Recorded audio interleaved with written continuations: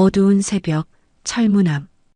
헌병 중령 박영수가 날카로운 눈빛으로 손을 뻗어 차를 막는다. 출입 기록에 이름 없어. 조사받아야 해. 차 문이 열리며 정적을 가르듯 구두 소리가 울린다. 별 3개가 번쩍인다. 나는 새로 부임한 여군 중장 김서영이다. 숨이 막히는 침묵. 부대원들의 눈빛은 충격과 두려움으로 뒤섞인다. 영수의 손이 굳어지고 그의 눈동자가 흔들린다. 군 법정의 긴장된 공기. 준장이 비웃으며 소리친다. 모든 건 헌병 중령의 책임이다. 그러나 영수는 떨리는 손으로 증거 서류를 내민다. 이제 진실을 밝혀야 할 때다. 부대원들의 숨죽인 시선, 서영의 단호한 목소리, 규율보다 중요한 건 사람입니다. 격돌하는 진실과 배신, 그리고 흔들리는 인간의 내면. 그 전에 지금 어디에서 보고 계신가요? 댓글로 함께 나눠주세요. 좋아요랑 알림 설정도 잊지 마시고요. 영상 끝까지 보시면 분명 좋은 행운 가득하실 거예요. 바로 이야기 시작하겠습니다. 경기도의 한 군부대, 이른 새벽 공기는 차갑고 맑았습니다. 구식 막사와 최신식 건물들이 뒤섞여 있는 기묘한 풍경 속에서 헌병 중령 박영수는 오늘도 어김없이 새벽 5시에 눈을 떴습니다. 알람 시계가 울리기도 전에 일어나는 것이 그의 오랜 습관이었죠. 규율이 곧 군인의 생명이다. 박영수는 침대에서 일어나며 속으로 되뇌었습니다. 40대 후반의 나이에도 불구하고 그의 몸은 여전히 탄탄했고 매일 아침에 체조와 조깅은 거르지 않았습니다. 면도를 하며 거울 속 자신을 바라보는 그의 눈에는 언제나 굳은 의지가 서려 있었어요. 박영수에게 있어 군대는 단순한 직장이 아니었습니다. 그것은 그의 전부였고 삶의 이유였으며 미래에 대한 꿈이기도 했어요. 헌병 중령이라는 현재의 계급에 만족하지 않았습니다. 그의 마음 깊은 곳에는 언제나 더 높은 곳을 향한 열망이 타오르고 있었거든요. 나는 중령으로 머무를 사람이 아니야. 언젠가는 반드시 장군이 될 거다. 이런 생각을 하며 박영수는 군복을 단정히 차려입었습니다. 계급장 하나하나, 단추 하나하나까지 완벽하게 맞춰야 직성이 풀렸어요. 그에게 있어 외모의 단정함은 내면의 규율을 보여주는 첫 번째 신호였으니까요. 부대 내에서 박영수는 철두철미한 사람으로 통했습니다. 그는 출입 기록부터 시작해서 모든 공문서, 심지어 사소한 일지까지도 완벽하게 기록하고 관리했어요. 부하들은 종종 그의 꼼꼼함에 혀를 내둘렀지만 박영수는 개의치 않았습니다. 출입 기록은 곧 부대의 명예다. 한 글자라도 틀리면 안 된다. 이것이 그의 신념이었어요. 매일 아침 출입 통제소를 점검하고 전날의 모든 기록을 다시 한번 확인하는 것이 그의 일과였습니다. 때로는 부하들이 중령님, 이 정도면 충분한 것 같은데요 라고 말하기도 했지만 박영수는 절대 타협하지 않았어요. 충분하다는 생각이 바로 해이함의 시작이다. 우리는 국가의 안전을 책임지는 군인이야. 그의 이런 성격은 부하들 사이에서도 유명했습니다. 신참 병사들은 박영수 중령 앞에서는 한치의 실수도 용납되지 않는다는 것을 금세 깨달았어요. 그는 매일 같이 부대를 순찰하며 작은 것 하나라도 규정에 어긋나는 모습을 발견하면 즉시 지적했습니다. 하지만 박영수의 이런 철저함 뒤에는 깊은 내적 갈등이 숨어 있었어요. 밤늦게 혼자 사무실에 앉아 있을 때면 그는 종종 자신의 미래에 대해 생각했습니다. 동기들 중 일부는 이미 준장으로 진급했고 어떤 이들은 전역 후 좋은 자리를 잡기도 했어요. 내가 뭔가 놓치고 있는 건 아닐까? 이런 의구심이 들 때마다 박영수는 더욱 규율에 매달렸습니다. 완벽한 기록, 완벽한 관리, 완벽한 질서야말로 자신이 인정받을 수 있는 유일한 길이라고 믿었거든요. 하지만 그런 그에게도 때로는 외로움이 찾아왔어요. 부하들과의 관계도 그리 원만하지 않았습니다. 그들은 박영수를 존경하면서도 두려워했어요. 그의 완벽주의는 때로 다른 사람들에게 부담이 되었고 자연스러운 소통을 가로막는 벽이 되기도 했습니다. 어느 날 저녁 박영수는 부대 내 식당에서 홀로 식사를 하고 있었어요. 멀리서 부하들이 웃으며 대화하는 소리가 들려왔습니다. 그들의 자연스러운 모습을 보며 박영수는 문득 쓸쓸함을 느꼈어요. 저들도 나와 저렇게 편하게 이야기할 수 있다면. 하지만 이런 생각은 금세 머릿속에서 지워버렸습니다. 지휘관과 부하 사이에는 적당한 거리감이 필요하다고 스스로를 달랬거든요. 친밀함보다는 권위가, 인정보다는 존경이 더 중요하다고 믿었으니까요. 박영수의 하루는 항상 계획적이고 규칙적이었습니다. 새벽 기상, 체조, 조깅, 세면, 아침 식사, 오전 점검, 오후 업무, 저녁 점검, 취침. 이 패턴은 거의 변하지 않았어요. 그에게 있어 예측 가능한 일상은 안정감의 원천이었습니다. 그러나 그의 마음 한편에는 언제나 불안이 도사리고 있었어요. 더 높은 자리에 대한 열망과 현재 위치에 대한 불만족감이 그를 끊임없이 괴롭혔거든요. 특히 동기들의 소식을 들을 때마다 그 감정은 더욱 강해졌습니다. 김대령은 벌써 준장 진급 심사를 받는다던데. 이런 소식을 들으면 박영수는 자신도 모르게 주먹을 꽉 쥐곤 했어요. 자신이 부족한 게 무엇인지, 무엇을 더 해야 하는지 끊임없이 고민했습니다. 그리고 그 답은 언제나 같았어요. 더 완벽하게, 더 철저하게, 더 규율 있게. 부대 내에서 박영수의 평판은 복잡했습니다. 상급자들은 그의 철저함과 책임감을 높이 평가했지만 부하들은 그의 경직성에 때로 숨이 막혔어요. 하지만 아무도 그에게 직접적인 불만을 표현하지는 않았습니다. 박영수 자신도 이런 분위기를 어느 정도 눈치채고 있었지만 그것이 리더십의 필요하기라고 생각했어요. 군대는 인정받는 곳이 아니라 명령이 통하는 곳이야. 이것이 박영수의 철학이었습니다. 그는 자신의 방식이 옳다고 확신했고 그 길을 통해 언젠가는 원하는 자리에 오를 수 있을 거라고 믿었어요. 하지만 그 길이 얼마나 외로운지 그리고 얼마나 많은 것을 잃게 만드는지는 아직 깨닫지 못했습니다. 이렇게 박영수의 일상은 계속되었어요. 변화에 대한 갈망과 현실에 대한 집착 사이에서 그는 오늘도 자신만의 방식으로 하루를 시작했습니다. 하지만 곧 그의 완벽하게 계획된 세상에 예상치 못한 변화가 찾아올 것이었어요. 그날 아침도 평소와 다르지 않게 시작되었습니다.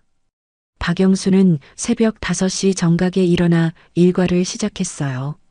하지만 이상하게도 가슴 한편에서 묘한 예감이 들었습니다.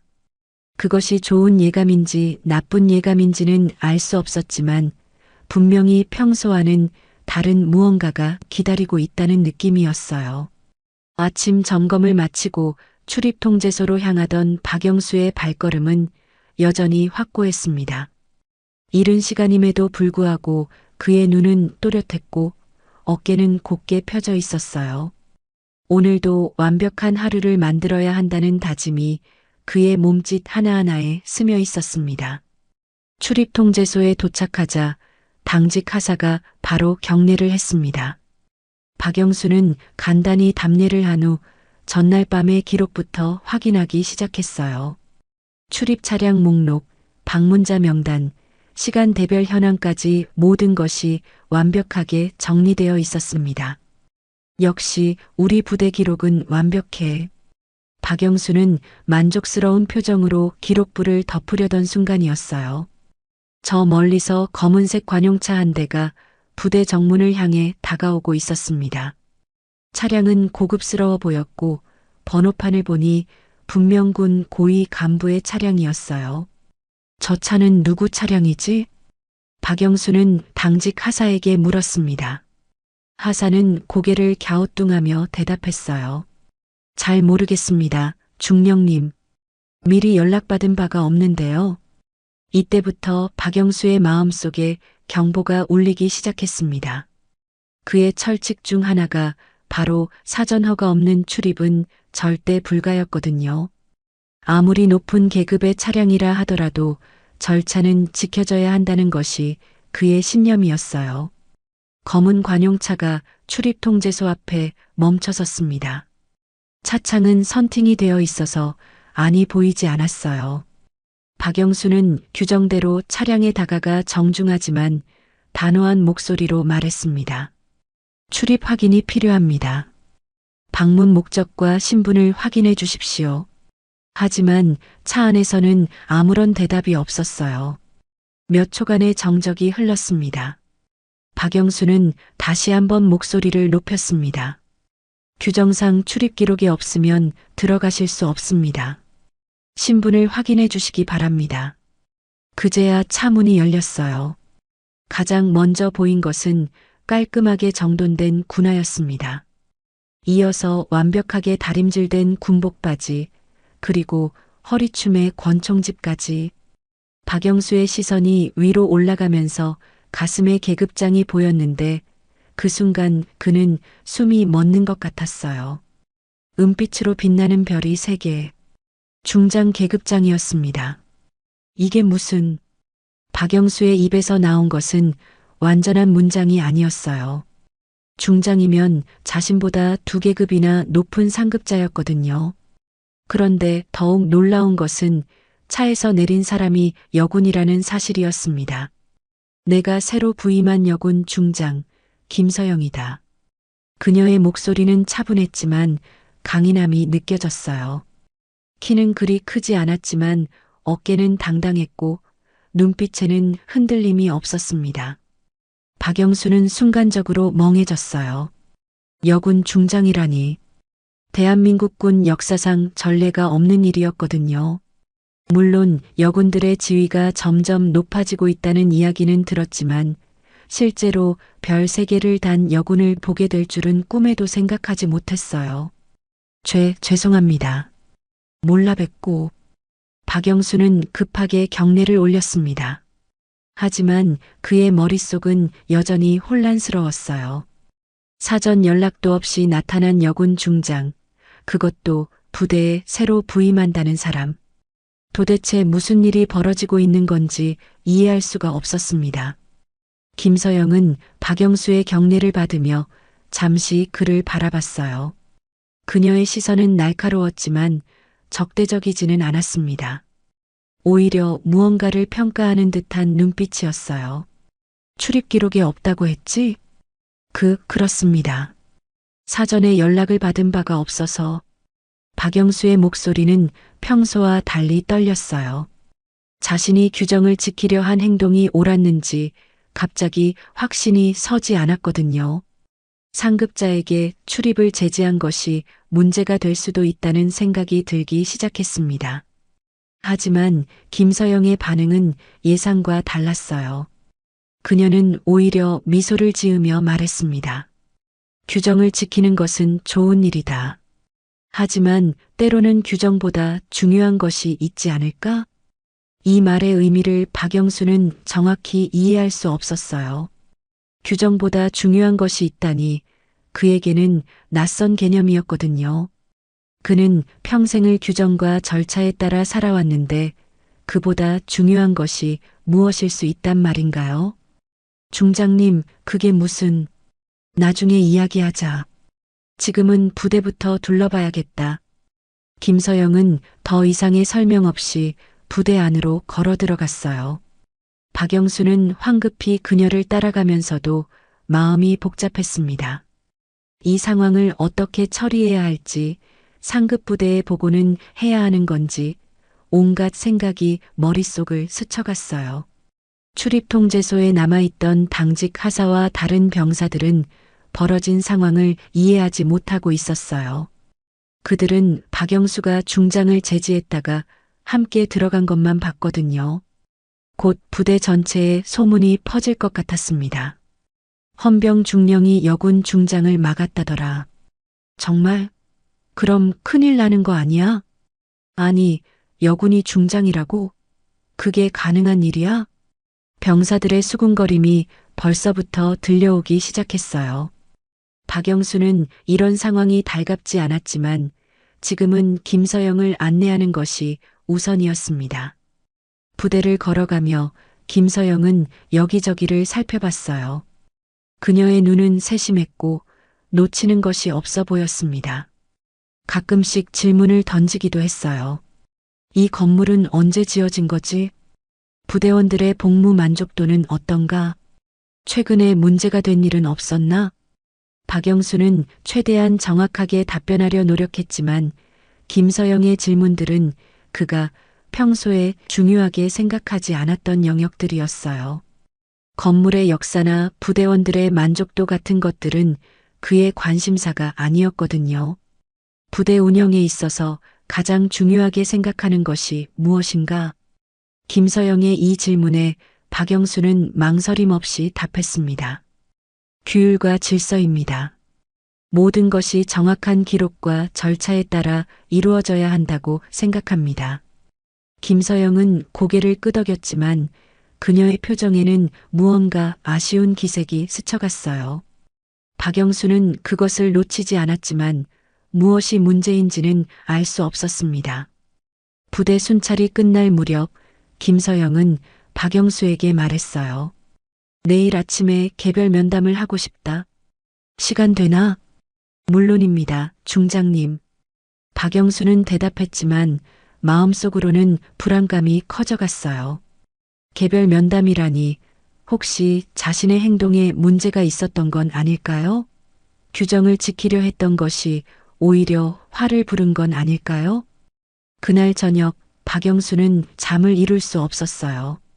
김서영이라는 존재는 그의 세계관을 흔드는 충격적인 사건이었거든요. 여군이 중장까지 오를 수 있다는 것, 그리고 규정보다 중요한 것이 있다는 그녀의 말. 모든 것이 낯설고 혼란스러웠어요. 내일 면담에서 뭘 물어볼까? 박영수는 천장을 바라보며 생각했습니다. 지금까지 자신이 걸어온 길이 옳았는지, 앞으로 어떻게 해야 할지, 모든 것이 불확실해 보였어요. 하지만 한 가지는 분명했습니다. 김서영의 등장으로 그의 일상은 더 이상 예전과 같지 않을 것이라는 사실이었어요. 다음 날 아침, 박영수는 평소보다 1시간 일찍 일어났습니다. 밤새 뒤척이다가 겨우 잠든 것이 새벽 3시였는데도 몸은 저절로 일어났어요.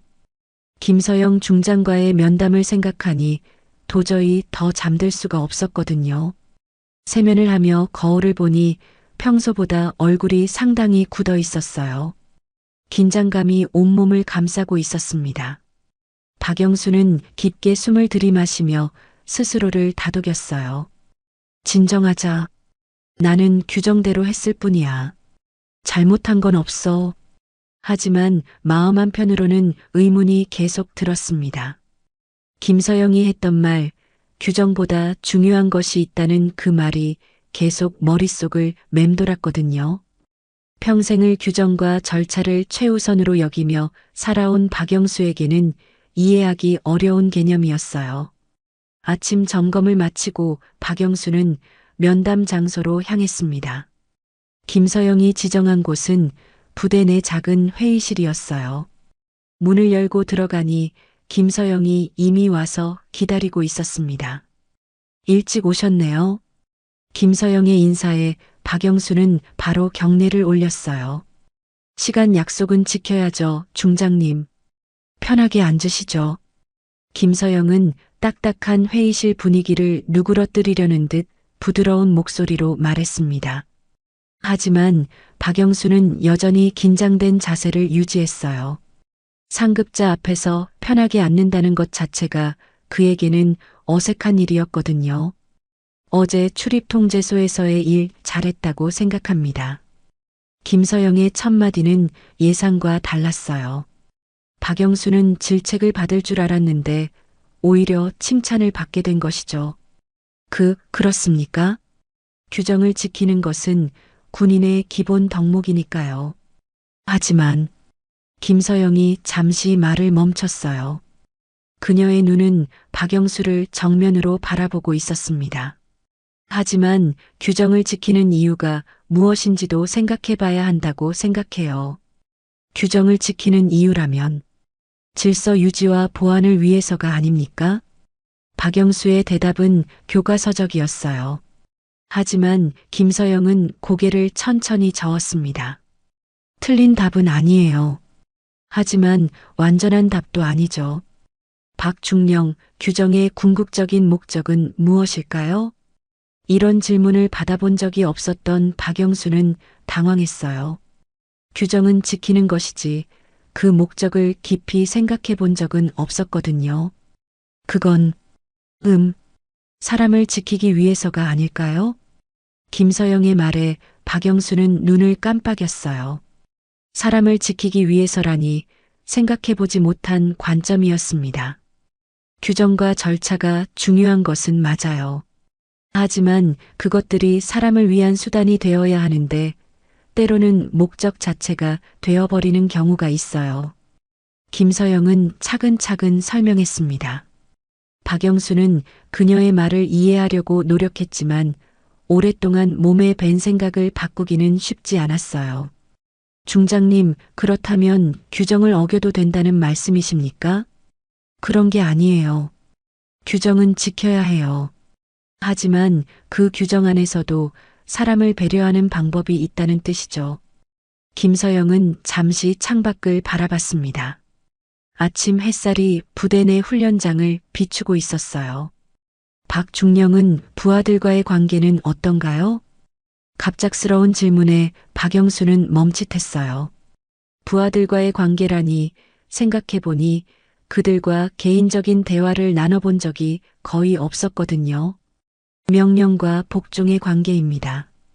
군대에서는 그것이 당연하다고 생각했는데요. 그들이 중령님을 어떻게 생각하는지 아세요? 이 질문에는 답하기 어려웠어요. 박영수는 부하들이 자신을 존경한다고 생각했지만 정말 그런지는 확신할 수 없었거든요. 김서영은 박영수의 침묵을 보며 조용히 말했습니다. 어제 부대를 둘러보면서 몇 명과 이야기해 봤어요. 모두들 중령님을 유능한 지휘관이라고 했어요. 하지만 무섭다고도 하더라고요. 실수라도 하면 큰일 날 것 같다고. 박영수는 가슴이 철렁했어요. 부하들이 자신을 무서워한다니 그것은 원하던 바가 아니었거든요. 그게 나쁜 건가요? 나쁜 것도 좋은 것도 아니에요. 다만 완전하지 않은 리더십이라고 할 수 있죠. 김서영은 자신의 경험담을 들려주기 시작했어요. 저도 처음에는 박중령님과 비슷했어요. 완벽해야 한다는 강박, 규정을 지켜야 한다는 사명감. 그런 것들이 저를 지배했죠. 그런데 어떻게 바뀌신 건가요? 큰 실수를 했거든요. 규정만 고집하다가 정말 중요한 것을 놓쳤어요. 김서영의 목소리에는 아련한 후회가 섞여 있었어요. 제가 소령이었을 때의 일이에요. 부하 중 하나가 개인적인 문제로 고민하고 있었는데 저는 그것보다 업무가 우선이라며 들어주지 않았어요. 결국 그 부하는 극단적인 선택을 했습니다. 박영수는 숨이 멎는 것 같았어요. 그런 일이 있었다니 상상도 하지 못한 일이었거든요. 그때 깨달았어요. 규정과 절차도 중요하지만 그 안에서 일하는 사람들의 마음도 살펴야 한다는 것을. 김서영의 고백은 박영수에게 큰 충격이었어요. 지금까지 자신이 옳다고 믿어왔던 방식에 대해 처음으로 의문을 갖기 시작했거든요. 중장님, 그렇다면 제가 어떻게 해야 할까요? 부하들의 이야기를 들어보세요. 그들이 무엇을 힘들어하고 무엇을 원하는지, 규정을 지키면서도 그들을 배려하는 방법을 찾아보세요. 박영수는 김서영의 말을 곱씹어 봤어요. 지금까지 부하들을 명령을 수행하는 도구 정도로 생각했던 것은 아닌가 하는 반성이 들었습니다. 쉽지 않을 거예요. 오랫동안 몸에 밴 습관을 바꾸는 건 어려운 일이니까요. 김서영은 박영수의 마음을 이해한다는 듯 말했어요. 하지만 변화하려는 의지가 있다면 가능해요. 저도 그랬으니까요. 면담이 끝날 무렵 김서영은 마지막으로 말했습니다. 박중령님은 분명 유능한 군인이에요. 다만 그 유능함에 온기를 더한다면 더욱 훌륭한 지휘관이 될 수 있을 거라고 생각해요. 박영수는 면담을 마치고 나서도 한동안 자리에 그대로 앉아 있었어요. 김서영의 말들이 마음속에 깊이 새겨졌거든요. 지금까지 자신이 추구해왔던 완벽함이 과연 진정한 완벽함이었는지 의문이 들기 시작했습니다. 사무실로 돌아온 박영수는 창문 밖을 바라봤어요. 훈련장에서 운동하고 있는 부하들의 모습이 보였습니다. 평소라면 그들의 동작이 정확한지 규정에 맞는지만 살펴봤을 텐데 오늘은 달랐어요. 그들의 표정을, 그들의 마음을 보려고 노력했습니다. 나는 정말 그들을 위한 지휘관이었을까? 이런 질문을 자신에게 던져본 것은 처음이었어요. 그리고 그 답을 찾기 위해서는 앞으로 많은 것들이 바뀌어야 한다는 것도 깨달았습니다. 하지만 변화란 쉬운 것이 아니었어요. 오랜 습관과 신념을 하루아침에 바꿀 수는 없었거든요. 박영수는 혼란스러웠지만 동시에 새로운 가능성에 대한 기대감도 느꼈습니다. 김서영이라는 새로운 존재의 등장으로 그의 세계는 흔들리기 시작했어요. 그리고 그 흔들림이 어떤 결과를 가져올지 박영수 자신도 예측할 수 없었습니다. 면담이 끝난 후 며칠이 지났지만 박영수의 마음속에는 여전히 김서영의 말들이 맴돌고 있었습니다. 부하들의 이야기를 들어보라는 그녀의 조언이 계속 귓가에 울렸어요. 하지만 실제로 그것을 실행에 옮기기는 쉽지 않았습니다.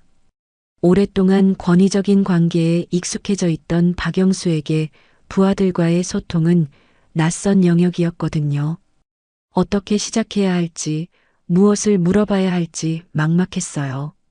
그러던 어느 날 오후 박영수는 용기를 내어 첫 번째 시도를 해보기로 했습니다. 헌병대 내에서 가장 성실하다고 평가받는 이상사를 불러들였어요. 이상사, 잠깐 이야기 좀 하자. 네, 중령님. 무슨 일이신지요? 이상사는 긴장한 표정으로 대답했습니다. 평소 박영수가 개인적인 대화를 청한 적이 없었기 때문이었어요. 별일은 아니고, 요즘 부대 생활은 어떤가? 박영수의 질문은 어색했습니다. 평소 명령조의 말투에 익숙했던 그가 부드럽게 말하려니 어색할 수밖에 없었어요. 그냥 평소와 같습니다. 이상사의 대답도 경직되어 있었어요. 갑자기 왜 이런 질문을 하는지 이해할 수 없었거든요. 혹시 불편한 것이나 개선되었으면 하는 것이 있나? 아니요, 없습니다. 대화는 생각처럼 자연스럽게 이어지지 않았어요. 이상사는 박영수의 의도를 파악하지 못하고 있었고 박영수 역시 어떻게 대화를 이끌어가야 할지 몰라 했습니다.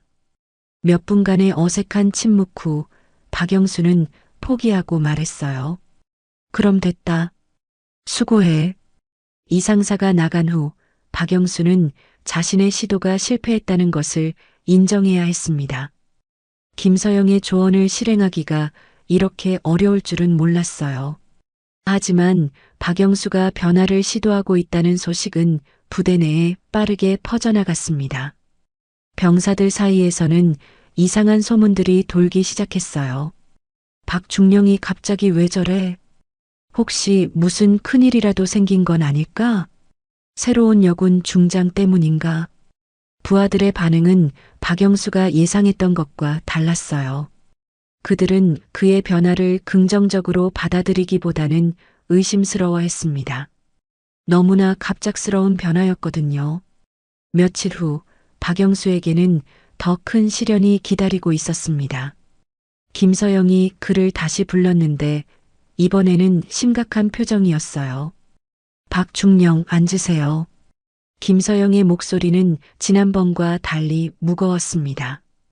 부대 내에서 문제가 발생한 것 같습니다. 무슨 문제 말입니까? 박영수는 긴장했어요. 혹시 자신이 모르는 사이에 무슨 일이 벌어진 건 아닌가 했거든요. 군납비리 의혹이 제기됐어요. 이 말을 듣는 순간 박영수의 얼굴은 창백해졌습니다. 군납비리라니, 그것은 군인에게 있어서 가장 치명적인 문제 중 하나였거든요. 그럴 리가 없습니다. 우리 부대는 모든 절차를 완벽한 절차라고 해서 문제가 없다는 보장은 없어요. 김서영의 말에 박영수는 할 말을 잃었어요. 지금까지 자신이 자랑스럽게 여겨왔던 완벽한 기록 관리가 의심받고 있다는 사실이 충격적이었습니다. 구체적으로 어떤 의혹입니까? 부대 급식 납품업체와 관련된 문제예요. 가격 조작과 품질 문제가 의심되고 있어요. 박영수는 머릿속이 복잡해졌어요. 급식 납품은 헌병대에서 직접 관리하는 업무 중 하나였거든요. 만약 정말 문제가 있다면 그 책임은 고스란히 자신에게 돌아올 것이었어요. 조사는 어떻게 진행됩니까? 상급 부대에서 조사단이 내려올 예정이에요. 하지만 그 전에 내부적으로 먼저 파악해 봐야겠어요. 김서영은 잠시 망설이다가 말했습니다. 박중령, 이번 조사를 당신에게 맡기고 싶어요. 저에게요? 박영수는 놀랐어요. 자신이 책임자인 상황에서 자신에게 조사를 맡긴다니 이상한 일이었거든요. 당신이 이 부대의 모든 기록을 가장 잘 알고 있어요. 그리고 김서영은 박영수를 똑바로 바라보며 말했습니다. 이번 기회에 당신이 믿는 규율의 진짜 의미를 증명해 보세요. 이 말의 의미를 박영수는 정확히 이해했어요. 단순히 형식적인 규율이 아니라 진정한 정의를 위한 규율을 보여달라는 뜻이었거든요. 알겠습니다. 최선을 다해 조사하겠습니다. 박영수는 각오를 다지며 답했습니다.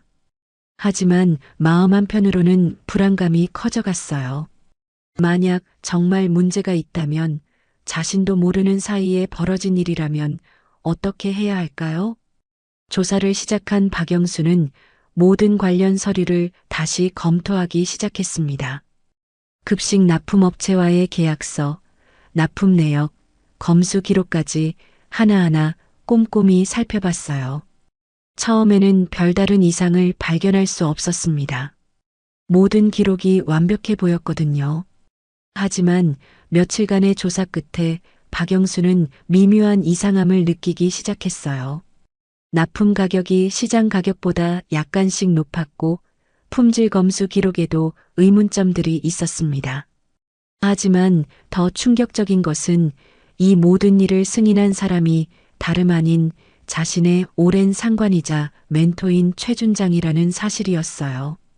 설마 최 준장님이? 박영수는 믿을 수 없었습니다. 최 준장은 그에게 있어서 존경하는 선배이자 출세의 길잡이였거든요. 그런 분이 비리에 연루되었을 리가 없다고 생각했어요. 하지만 증거는 명확했습니다.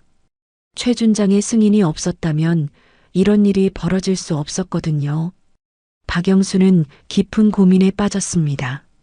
그때 최 준장으로부터 연락이 왔어요. 영수야, 잘 지내고 있나? 오랜만에 만나서 식사라도 하자. 평상시와 다름없는 친근한 목소리였지만 박영수에게는 어색하게 들렸어요. 지금 상황에서 갑자기 만나자고 하다니 뭔가 의도가 있는 것 같았거든요. 만남의 자리에서 최 준장은 박영수에게 말했어요. 요즘 부대에 새로운 바람이 부는 것 같더라. 여군 중장이 온 후로 분위기가 많이 바뀌었다던데? 그런 편입니다. 박영수는 조심스럽게 대답했어요. 최 준장이 무슨 말을 하려는지 궁금했거든요. 영수야, 넌 내 사람이지 않느냐? 최 준장의 말에는 암시가 담겨 있었어요. 혹시 요즘 무슨 조사 같은 걸 하고 있다던데 별거 아닌 일에 너무 깊이 파고들지는 말아라. 때로는 눈 감아주는 것도 리더십이야. 박영수는 가슴이 철렁했어요. 최 준장이 자신의 조사를 알고 있다는 것, 그리고 그것을 중단하라고 은근히 압력을 가하고 있다는 것을 깨달았거든요. 준장님, 그게 무슨... 영수야, 넌 장군이 되고 싶지 않나? 내가 도와줄 수 있어. 하지만 때로는 큰 그림을 봐야 한다. 최 준장의 말은 협박과 회유가 뒤섞인 것이었어요. 박영수는 깊은 혼란에 빠졌습니다. 지금까지 믿고 따랐던 멘토가 자신에게 부정한 일을 요구하고 있었거든요. 생각해보고 답하겠습니다. 박영수는 겨우 이 말만 하고 자리를 떴어요. 하지만 마음속으로는 이미 답이 정해져 있었습니다. 김서영의 말처럼 진정한 규율의 의미를 증명해야 한다고 다짐했거든요. 하지만 그 결정이 자신의 미래에 어떤 영향을 미칠지는 아직 알 수 없었어요. 출세냐 정이냐, 박영수는 인생의 가장 큰 갈림길에 서 있었습니다.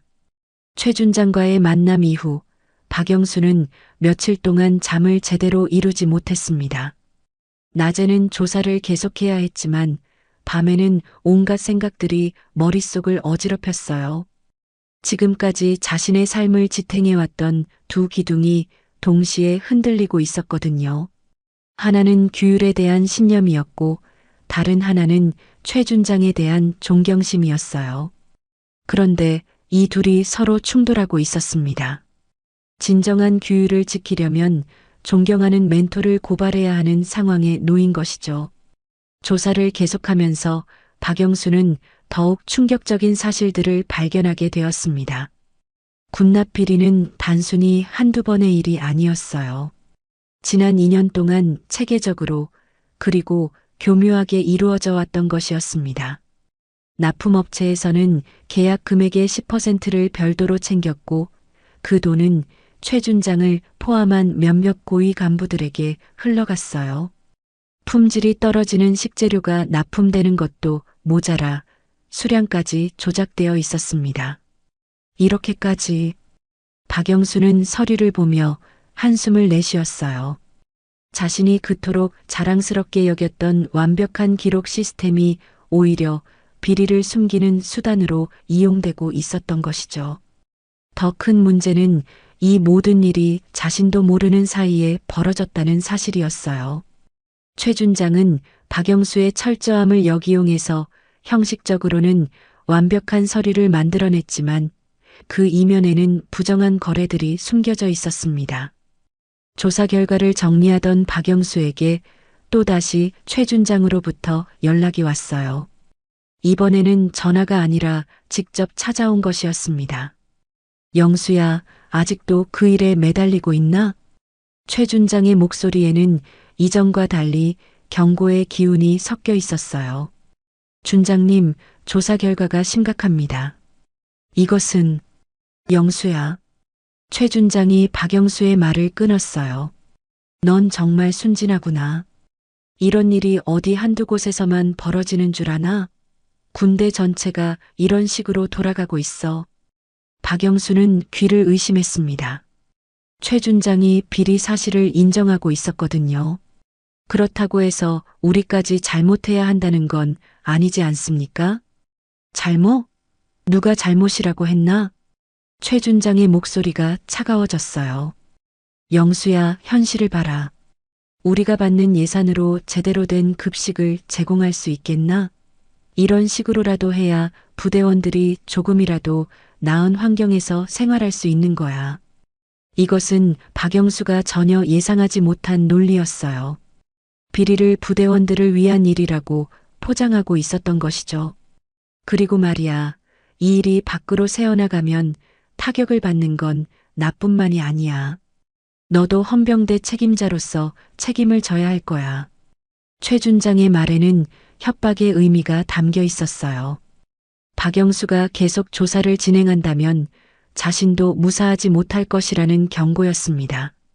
영수야, 아직 늦지 않았어.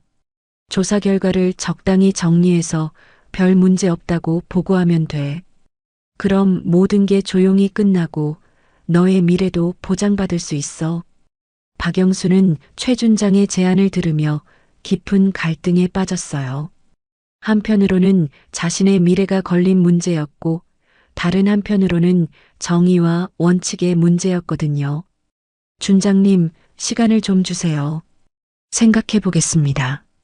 그래, 하지만 너무 오래 생각하지는 마라. 상부에서 조사 결과를 빨리 원하고 있어.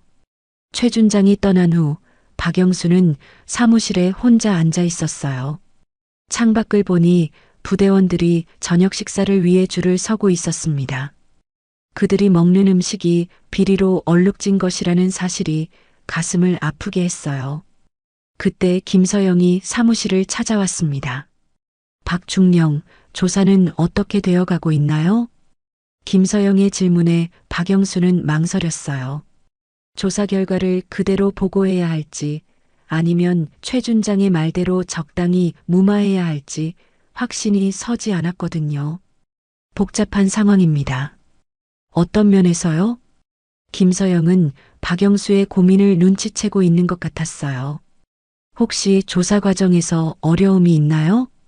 박영수는 김서영을 바라봤습니다. 그녀의 눈에는 진심 어린 걱정이 담겨 있었어요. 순간 박영수는 모든 것을 털어놓고 싶은 충동을 느꼈습니다. 중장님, 만약 조사 결과가 예상보다 심각하다면 어떻게 해야 할까요? 당연히 사실대로 보고해야죠. 김서영의 답은 명확했어요. 하지만 그로 인해 많은 사람들이 피해를 입을 수도 있습니다. 그렇다고 해서 진실을 숨겨야 한다는 건 아니에요. 김서영은 박영수에게 다가와 말했습니다. 박중령, 지금 당신이 고민하고 있는 게 뭔지 알 것 같아요. 하지만 기억하세요. 진짜 용기는 옳은 일을 하는 것이에요.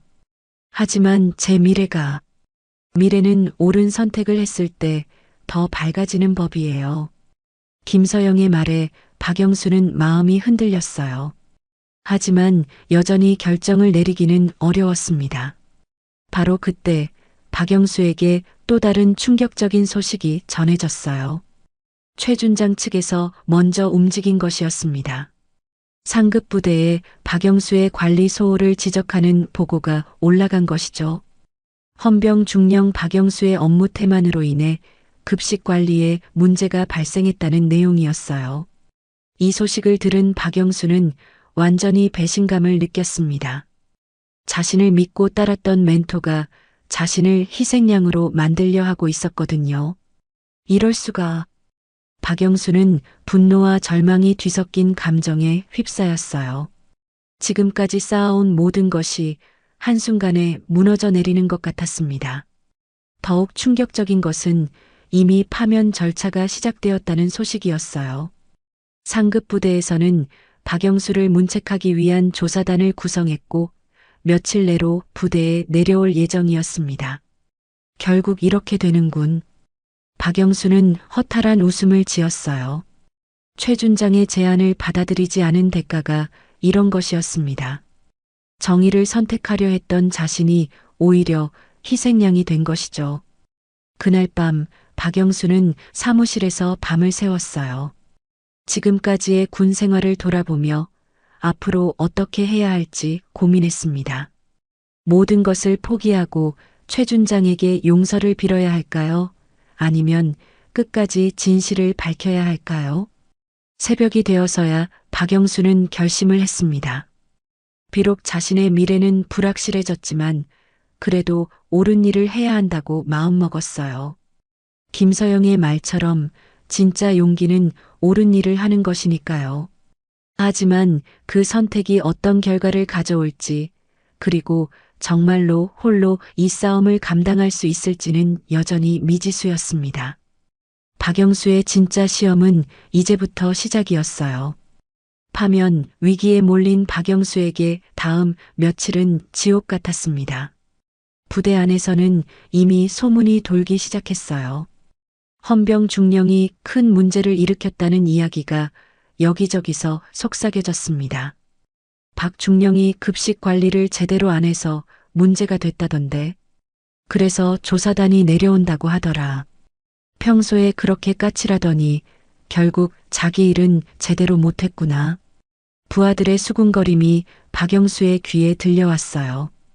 평소 자신을 무서워했던 그들이 이제는 동정 어린 시선으로, 때로는 조롱하는 듯한 눈빛으로 자신을 바라보고 있었습니다.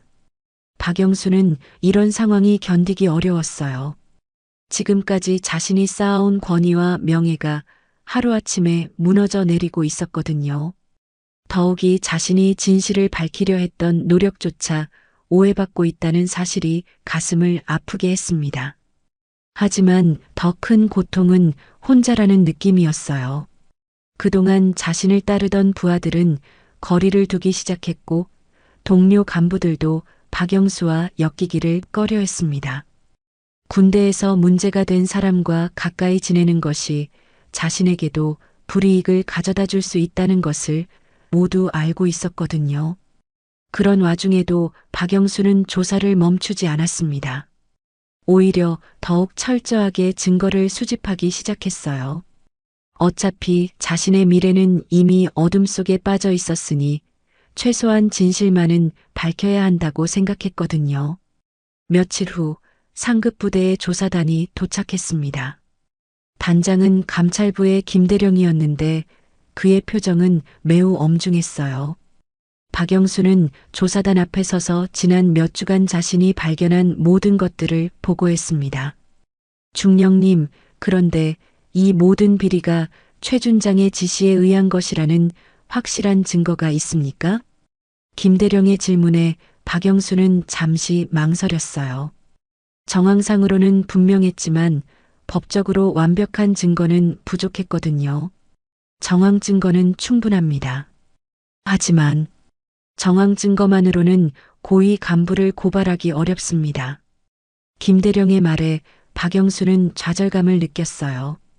진실을 알고 있지만 증명할 방법이 없다는 것만큼 답답한 일은 없었거든요. 조사는 며칠 더 계속되었지만 결과는 박영수에게 불리하게 돌아갔습니다. 최 준장 측에서 제출한 자료들은 모든 책임이 박영수의 관리 소홀에 있다고 지적하고 있었어요. 그리고 그 자료들은 형식적으로는 완벽했습니다. 박중령, 결국 당신의 책임하에 이런 문제가 발생한 것 아닙니까? 조사단의 질문에 박영수는 할 말이 없었어요. 형식상으로는 자신이 최종 책임자였으니까요. 그런데 그때 뜻밖의 일이 벌어졌습니다. 김서영이 조사단에 나타난 것이었어요.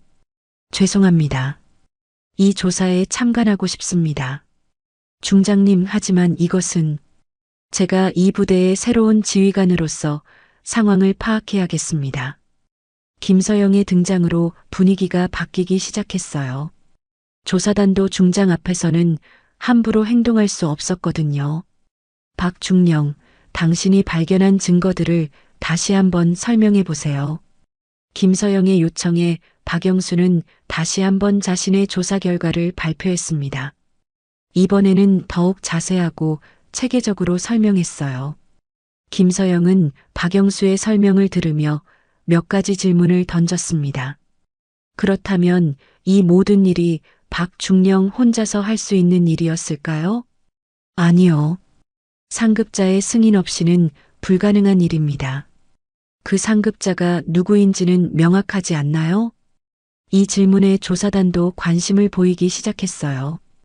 박영수는 용기를 내어 답했습니다. 최 준장님의 승인 없이는 이런 일이 벌어질 수 없습니다. 조사실의 공기가 차갑게 변했어요. 준장을 고발하는 것은 중령에게는 매우 위험한 일이었거든요. 하지만 김서영은 박영수를 지지했습니다.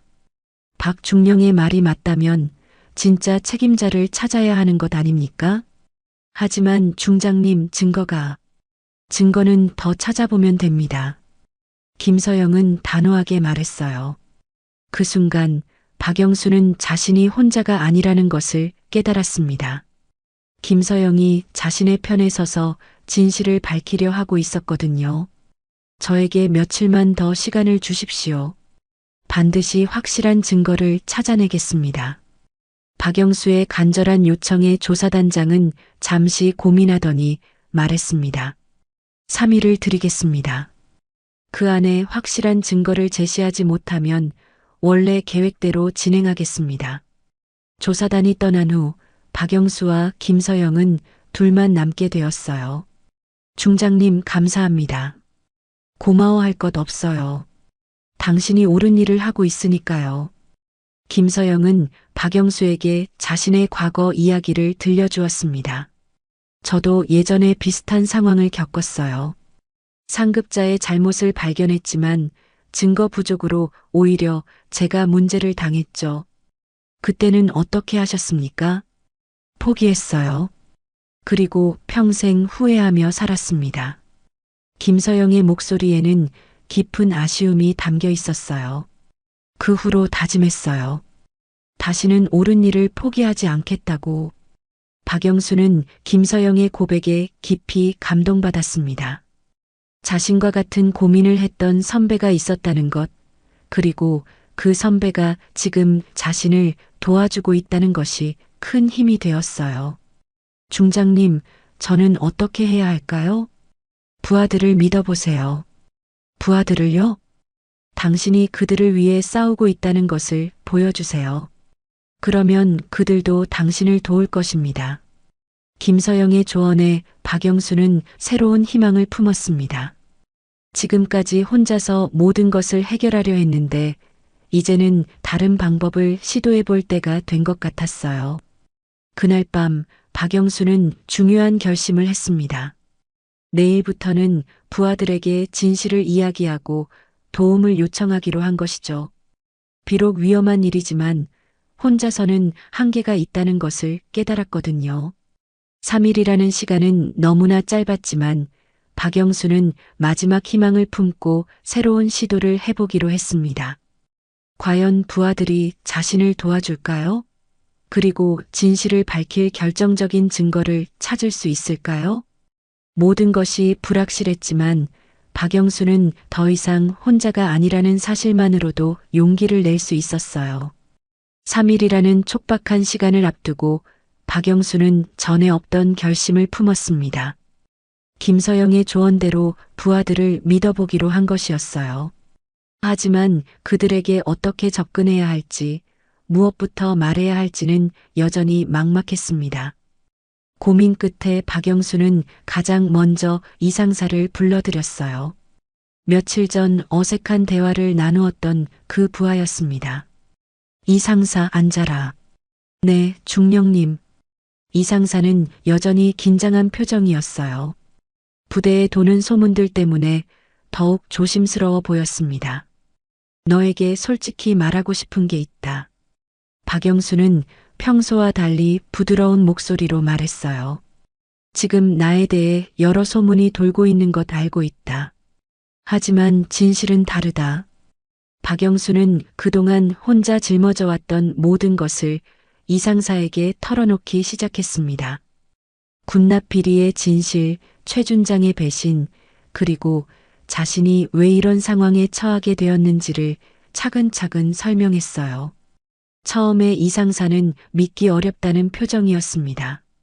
존경받는 준장이 비리에 연루되었다는 것, 그리고 평소 엄격했던 중령이 오히려 정의를 위해 싸우고 있다는 것이 낯설었거든요. 중령님, 정말 그런 일이 있었습니까? 그래. 그리고 이제 이 일을 증명할 확실한 증거가 필요하다. 박영수는 이상사를 똑바로 바라보며 말했습니다. 너의 도움이 필요하다. 이 말을 하는 박영수 자신도 놀라웠어요. 평생 혼자서 모든 것을 해결해왔던 그가 부하에게 도움을 청하고 있었거든요. 이 상사는 잠시 고민하더니 말했습니다. 중령님, 사실 저희도 이상하다고 생각했었어요. 뭐가? 급식 품질이 예전보다 많이 떨어졌거든요. 그런데 공식적으로는 모든 게 정상이라고 되어 있어서 이 상사의 말에 박영수는 희망을 느꼈어요. 부하들도 뭔가 이상함을 느끼고 있었던 것이죠. 그런 이야기를 더 자세히 들려줄 수 있겠나? 네, 그리고 다른 동료들도 비슷한 생각을 하고 있어요. 이 상사의 말에 박영수는 용기를 얻었습니다. 곧이어 다른 부하들도 하나둘씩 불러들여 상황을 설명하기 시작했어요. 놀랍게도 부하들은 박영수의 말을 믿어주었습니다. 평소 그를 무서워했지만 그의 진정성만큼은 의심하지 않았거든요. 그들은 박영수가 개인적인 이익을 위해 거짓말할 사람이 아니라는 것을 알고 있었어요. 중령님을 도와드리고 싶습니다. 저희가 할 수 있는 일이 있다면 말씀해 주세요. 부하들의 반응에 박영수는 가슴이 뜨거워졌습니다. 지금까지 자신을 따르던 것은 권위 때문이라고 생각했는데 그들에게는 진정한 신뢰가 있었던 것이죠. 함께 힘을 모은 박영수와 부하들은 체계적으로 증거 수집에 나섰습니다. 급식업체 직원들과의 비공식적인 접촉, 창고 점검 기록의 재분석, 그리고 무엇보다 현장에서 직접 목격한 증언들을 모으기 시작했어요. 이 과정에서 결정적인 발견이 있었습니다. 급식업체 창고지기가 비밀리에 녹음해둔 대화 내용이었어요.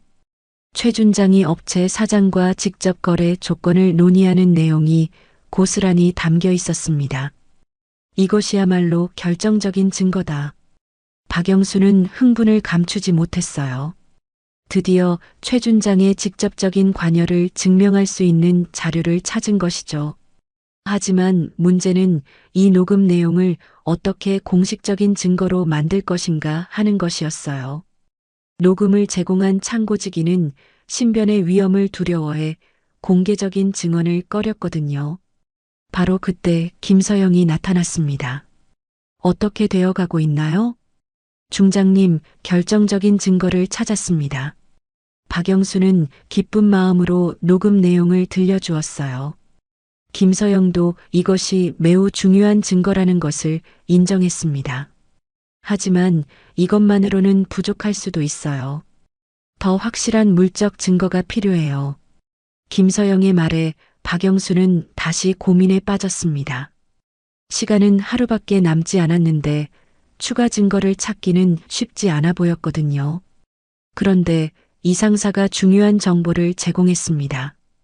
중령님, 혹시 최 준장님의 개인 금고에 관련 서류가 있을지도 모릅니다. 개인 금고? 네, 준장님 사무실에 있는 개인 금고 말입니다.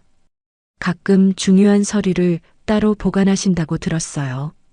이 말에 박영수와 김서영은 서로를 바라봤어요. 만약 정말 그 금고에 결정적인 증거가 있다면 사건을 완전히 해결할 수 있을 것이었거든요.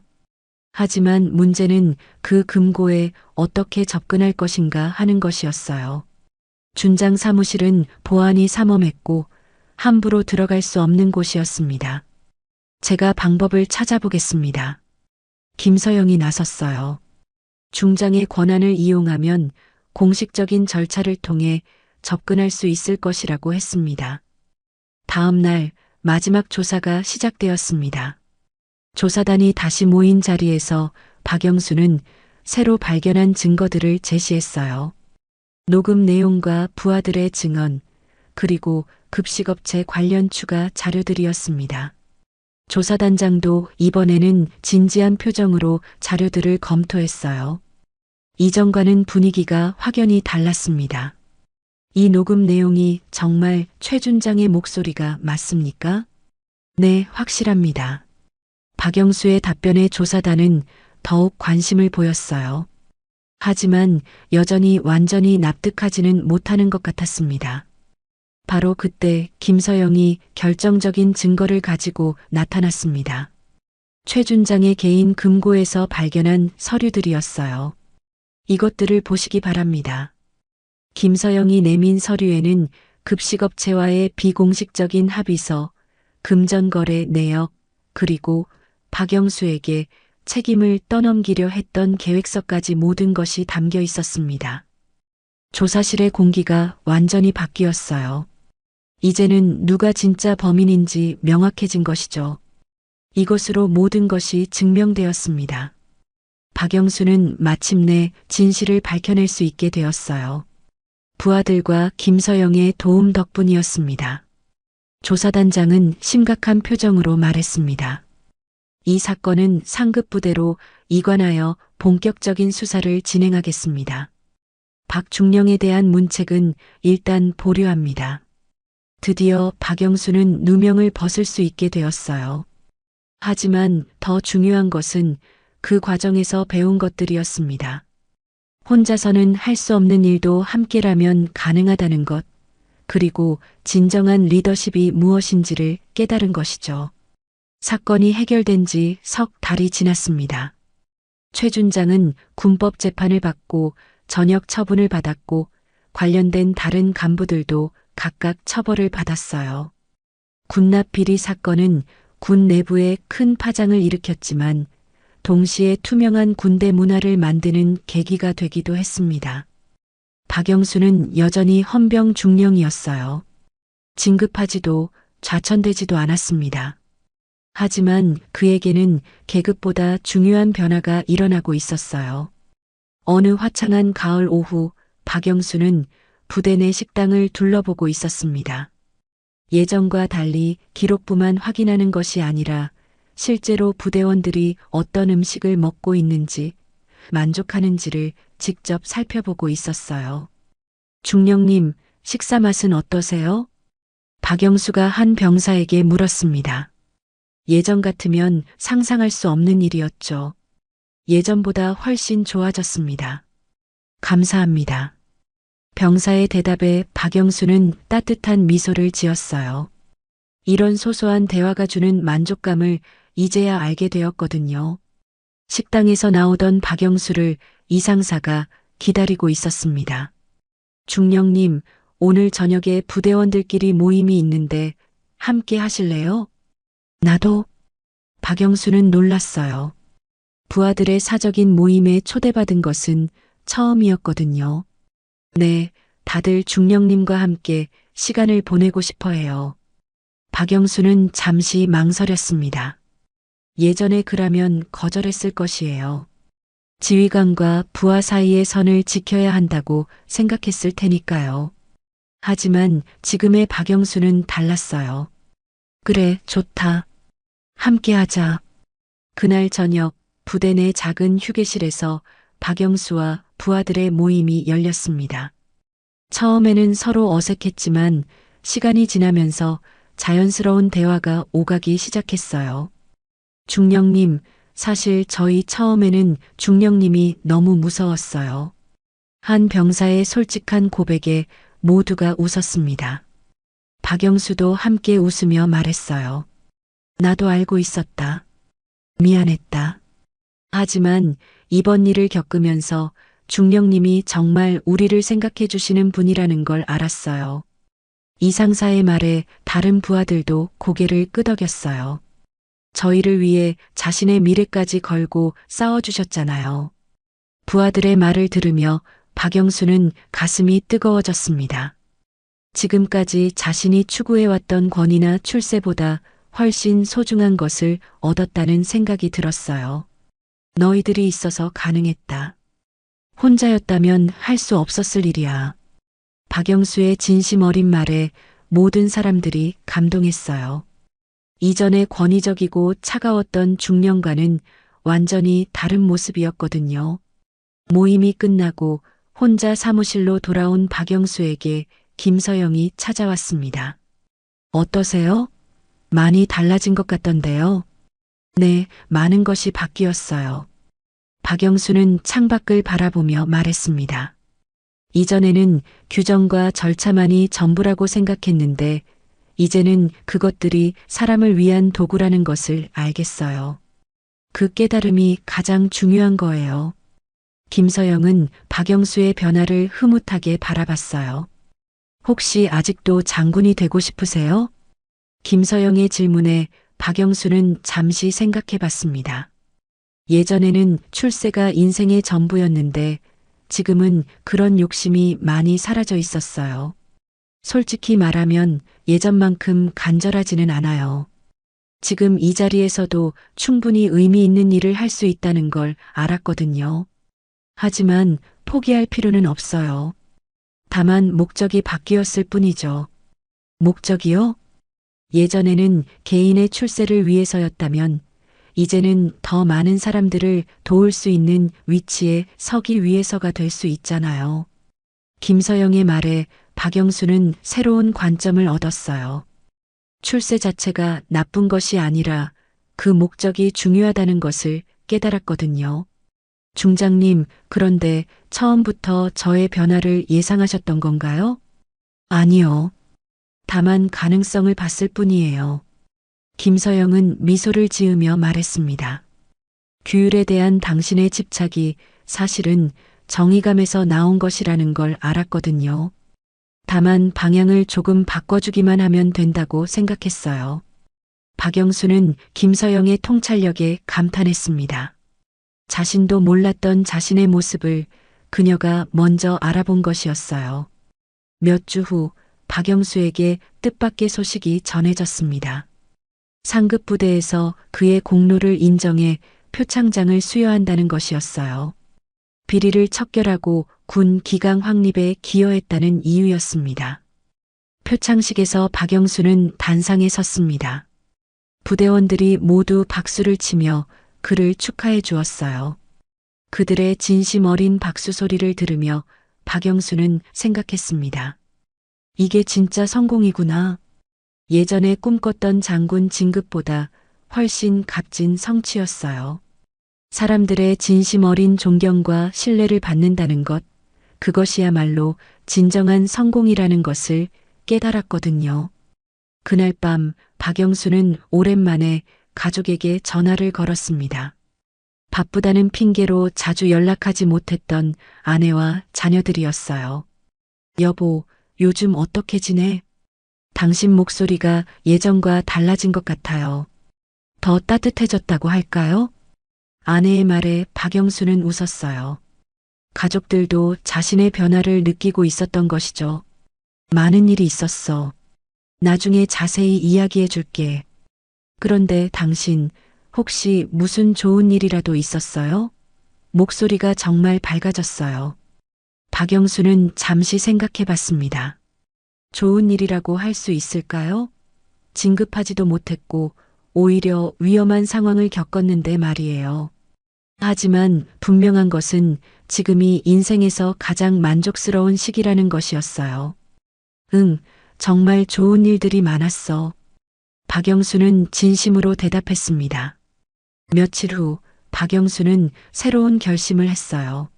앞으로는 단순히 규정을 지키는 헌병 중령이 아니라 부하들과 함께 성장하는 리더가 되겠다는 결심이었습니다. 부대 운영 방식도 많이 바뀌었어요. 정기적으로 부하들과의 면담 시간을 갖고 그들의 고충을 듣고 해결하려 노력했습니다. 규정은 여전히 중요했지만 그것을 사람을 위한 도구로 활용하는 방법을 배웠거든요. 어느 날 김서영이 박영수에게 말했습니다. 요즘 이 부대 분위기가 정말 좋아졌어요. 부대원들 얼굴에 웃음이 많아졌고 무엇보다 당신을 바라보는 그들의 눈빛이 달라졌어요. 감사합니다. 중장님 덕분입니다. 아니에요. 당신이 스스로 변화를 선택했기 때문이에요. 김서영의 말에 박영수는 고개를 끄덕였어요. 변화는 강요될 수 없는 것, 스스로 선택해야 하는 것이라는 걸 이제는 알고 있었거든요. 그날 저녁 박영수는 부대를 둘러보며 생각했습니다. 장군이 되지 못해도 괜찮다.